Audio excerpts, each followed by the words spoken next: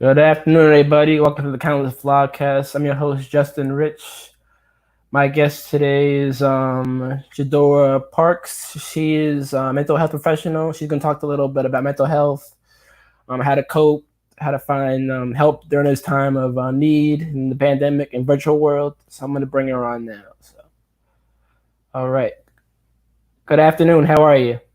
I'm great. How are you? I'm doing well. So tell us a little about yourself.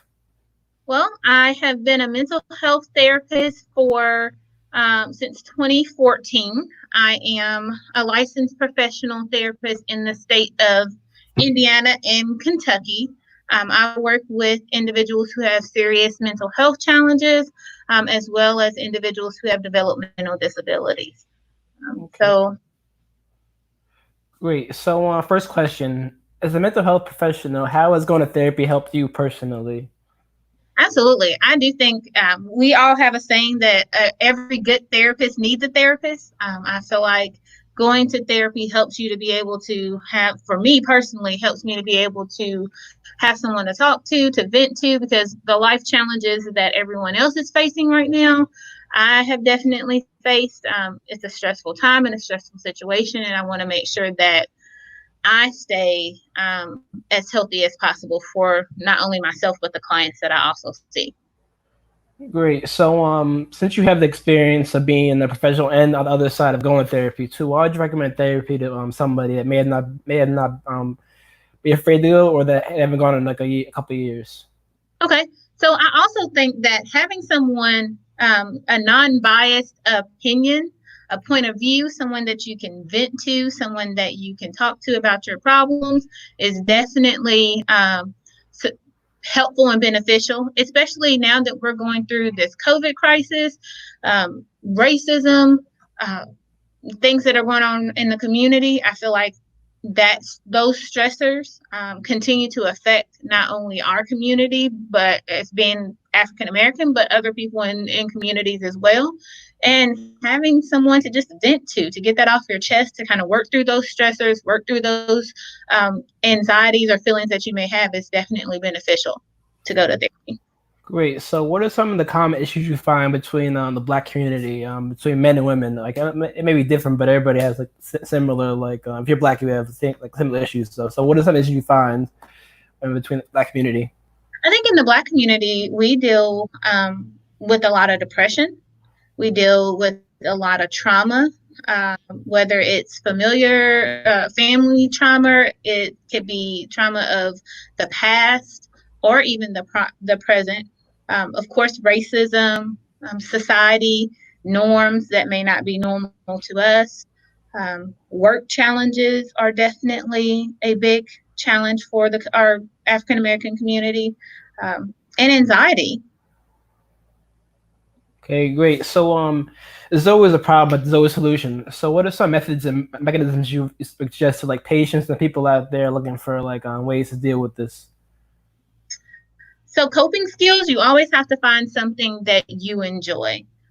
Whenever life gets too hard, I always recommend that to my clients to find something, find balance in your life. Whether you work too much, or you have a lot of things going on at home, you always should find one thing to help you de-stress, whether that's taking a hot shower, it could be going for a walk, it could be journaling. There's, numerous things that people can do that are healthy, that will decrease their stress and their anxiety and are beneficial to people who have depression as well. So always, that's number one, is to make sure you find a healthy balance in your life, get some coping skills that utilize those coping skills when you feel yourself getting upset or feeling yourself getting anxious, not being able to deal with life's problems. Find those coping skills to help you, and go see a therapist.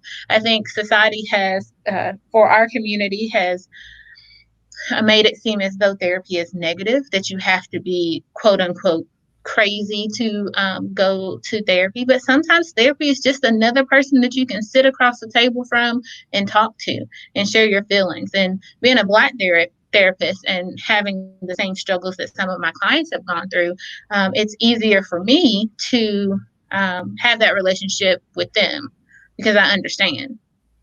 Great. So we talked earlier about one of the things you mentioned was racism too. So Mhm. how as a mental professional, how have you help people like cope with that kind of thing? Because it happens on a daily basis. So what are some of the methods you help people out there or you suggest? I think finding balance, uh, letting your voice be heard in a healthy manner.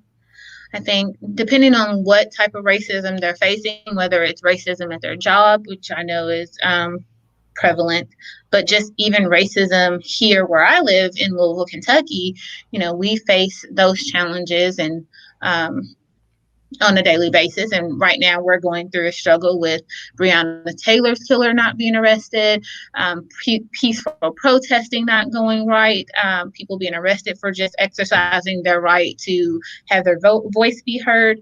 And I see a lot of clients that come in here and they're like, well, what can I do? And I think just telling them that they are doing the right thing if they want a peaceful protest, and I support that. I definitely support a peaceful protest and letting their voice be heard. But I also don't, I always tell my clients if this is starting to affect you, where your anxiety is high or your depression, it's affecting your depression, then that you mean you need to take a step back and focus on you and building a healthy barrier for you. So as far as racism is concerned, I feel like, you have to exercise your rights. Let your voice be heard in a healthy manner, but also make sure that you're still staying healthy as well and coping with the injustice that we go through on a daily basis. Okay, great. So this is the transition a little bit too. With all this going on, or they have this pandemic going on too. For Hmm. people out there at home watching and not wondering how can they get help too, what are some things you recommend for virtual therapy too, or like some resources? Absolutely. So, with the COVID pandemic, we have definitely been challenged as therapists to utilize telehealth services. So, a lot of therapists around the country are utilizing telehealth, which is basically just a streaming service like you and I are doing now, where you can still talk to the clients. And see their facial expressions. So I always recommend that if you want therapy and you don't know where to go, definitely check out Psychology Today because they have all the therapists in your area. You type in your zip code, you can find therapists in your area. You can even identify if you want a female therapist or a male therapist. And they come with pictures on there. So you can definitely read their background, because that's important, having a therapist that you can read their background and is going to be transparent with you. Um, and so those are ways that you can find a therapist using Psychology Today. Um, Okay. Have you noticed a decrease in the stigma of mental health in the last few years, or has it been like similar? How would you go? How would you answer that question? Man, that's challenging. I feel like it's generational. So, with the younger generation, there has been a decrease in the stigma of, mental health. I do still think it's very prevalent that, especially in the Black community, people have this stigma about mental health. Um, Overall, I've seen a slight decrease in people not trying to stigmatize mental health. However, I do think it's generational because older generations, they stayed away from or try to shy away from going to counseling. I think that's a generational history. However, we always have to fight to break the stigma about mental health, to get the treatment, to advocate for yourselves, and to understand that as Black people, mental health is not bad. Getting mental health treatment is not bad at all. So I do think that it's continuing to be a struggle to break that cycle. And I think a big portion of it too is finances too. A lot of people say I can't afford it, so I really don't need it. So they have like coping mechanisms that may not help them to make it worse. So what's out there like resources to like pay too? Because I know like on this times too unemployment too. That's another thing too. So it's like three strikes and you're out too. So what are some Absolutely. methods for like for payment plans or like if they don't have insurance or not a Yeah. job? For people who don't have insurance, there are numerous therapies like myself who take sliding fee scales, and that's based on your income or what you're able to afford. So I think that I think that people think that therapy, if you don't have insurance, you can't afford it. But in actuality, it's really affordable. And we try to make sure that if someone needs help, then we do the best we can to make it affordable for them. So a lot of therapists will take a self-payment or a sliding fee scale or set you up on a payment plan. Great. So we talked about a little bit earlier. How has it changed the mental health industry over the last, I'll say, let's just say 3 years? Okay.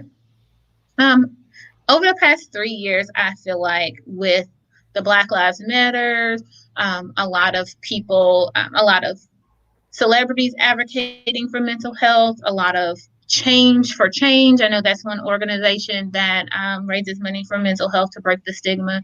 I do think with a lot of those organizations and a lot of celebrities reaching out and saying, okay, hey, that I've had issues, I go see a therapist. I think that that has helped because people are utilizing their platforms to bring awareness to mental health. I think that we still have to do our best and in every way that we can to continue to promote healthy mental health treatment. I think that, again, as I was stating, it is definitely a struggle. We're always going to have some type of life stressors, whether it's, racial or COVID, because that has definitely been a change to our life and adjustment. But I still think that we have to do our best to advocate. So I definitely appreciate you having me on this platform to definitely tell people that are watching it's okay to get mental health treatment. Yeah, that's great. It's always good to go to therapy too, but after too, that's like the part like worries me the most too. Like so, after therapy, like you go, like you feel like happy, still. But what are some like coping mechanisms people can do at home when they're not in therapy too, or like how can they carry that feeling with them after a session? Oh, I always try to make sure that I give, once therapy ends for my clients, that they have great tools in their toolbox, so to speak, that they can go to when they need extra support, whether it's support groups that they can join, whether it's, utilizing those coping skills that we've set in place, whether it's yoga or, I'm going to set goals for myself to go to the gym to help my mental health, my mental wellness. So I think it's just setting guidelines and parameters and keeping yourself humble and aware of what your signs are when it comes to stressors. So I always try to make sure that I have a great aftercare plan for my clients to just say, hey, if this happens, this is what you do, or this is what we've discussed. And I think that helps clients to be able, if I'm not around or they're no longer in treatment, to utilize those skills and go back and say, okay, I can do this. Great. So I've been talking to a couple of professionals and in conversation about more like African Americans getting into the field too. So if you give advice for those young people like thinking about entering the field or those that are just entering now. Okay. My advice is always make sure that you seek your own mental health treatment. Have someone that you talk to, whether it's your supervisor or whether it's just someone, because you don't want your life troubles to come out in your sessions with your clients. I think if you are in it for the right reasons, then you're always going to have something to learn. So always, try to be open-minded and learn new things, learn about new cultures, and just be out there to help those that need it. And even if someone doesn't need it, just to know that they have that support makes a difference in people's lives. Just to hear that, we got your back. So as a young mental health professional starting out, I would always say, give it your all, like you would do anything else. It's going to be tough. You're going to have ups and downs and challenges just like anyone else. And it can be mentally draining and emotionally draining for a therapist because, we're listening to life problems every day, all day. And we don't want to take that home. So always try to make sure that you have healthy coping skills so you won't let the problems that you hear start to affect you. Great. So it come a tough question. So dealing with like police and mental health has been a recent topic that's come up more and more. So what are some ways that we could seek out like help like mental health without getting the police involved? So they're not like trained for that kind of thing. So what are some ways we can like get past that? I think that police, my personal opinion, I think that police need treat help in that area. I do think that they need additional support and training when it comes to how to de-escalate a situation. And I think that that comes with our governors and congressmen to really promote that. But what do I do for my patients who are struggling with that? I always try to tell them to be calm. You have to be calm. I know that in the heat of the moment, it's emotional. I know what it feels like personally to be pulled over by a cop and not do anything wrong, and your emotions are flying, and you want to try to tell people your story and have someone listen to you. But at the end of the day, you have to remain calm, and you have to kind of set those boundaries for yourself. You can't allow yourself to get angry and overreact.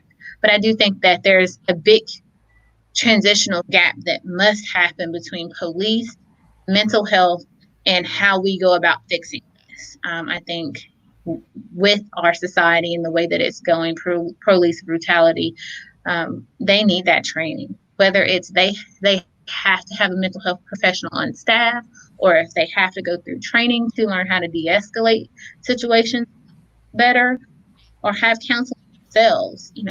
I think something has to change. Great. So I asked this question before. Many people like, what is the new normal? Because everybody has different opinions of it and different perspectives. So, what would you say the new normal is?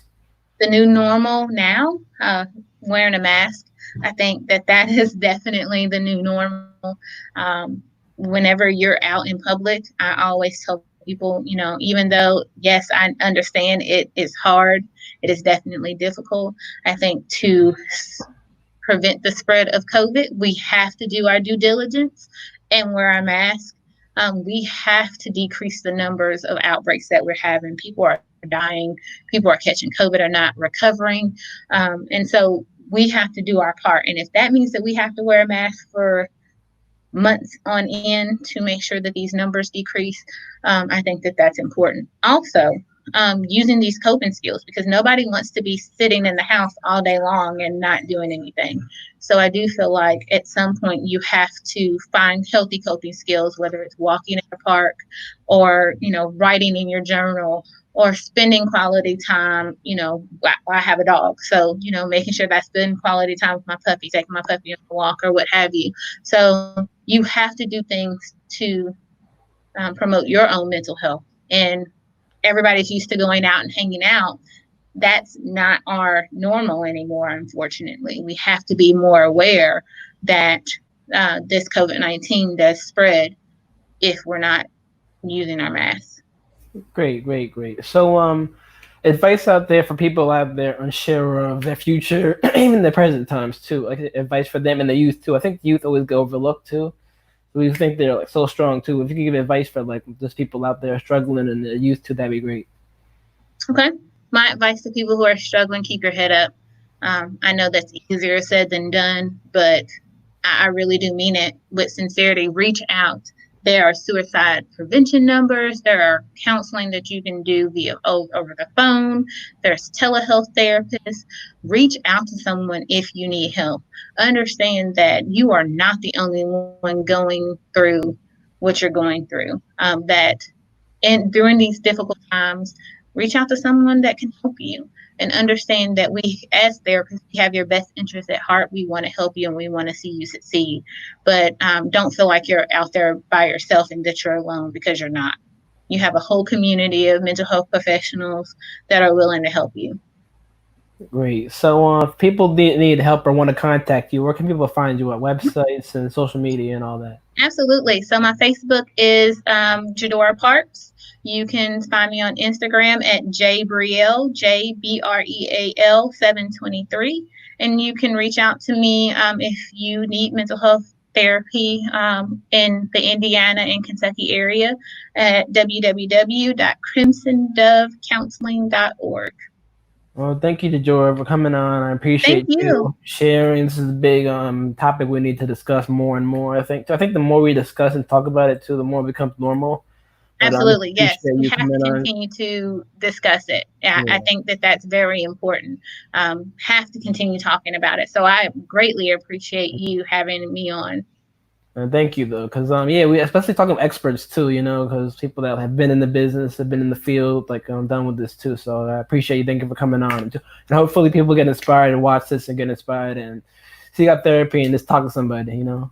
Absolutely. Thank you. And thank you guys for watching the Countless Vlogcast with my guest, mental health professional Jadora Parks. You guys can watch this again on YouTube at Countless Vlogcast. You can watch it on Facebook. Make sure you guys reach out to a doctor if you need to talk to somebody or a mental health professional. Absolutely. And thank you guys. Have a good Sunday and good afternoon.